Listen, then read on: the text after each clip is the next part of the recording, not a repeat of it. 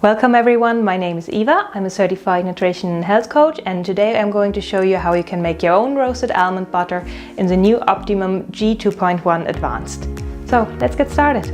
So there are two ways of making almond butter. You can either use raw almond and combine them with 3 to 4 teaspoons of non-flavored oil, or you can roast them first and then they will release their own oils. So the second method would be my preferred option. Then you need to roast them for about 10 minutes at 175 degrees Celsius, which is 350 degrees Fahrenheit.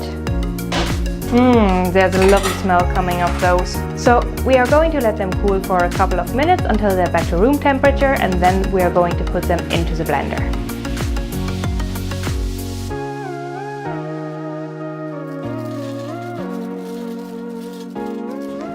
And now we are going to set the timer to 1 minute.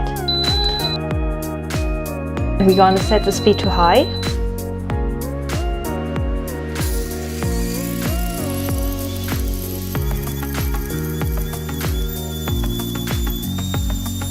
So let's take a look.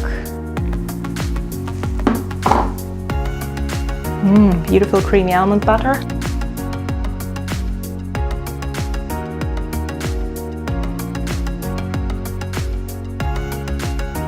It's really super simple to make your own almond butter.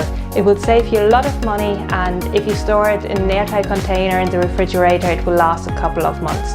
So I hope you enjoyed the video. If you did, please give me a thumbs up, subscribe to my channel, and if you have any questions, please feel free to leave them in the comments below and I'm happy to answer them.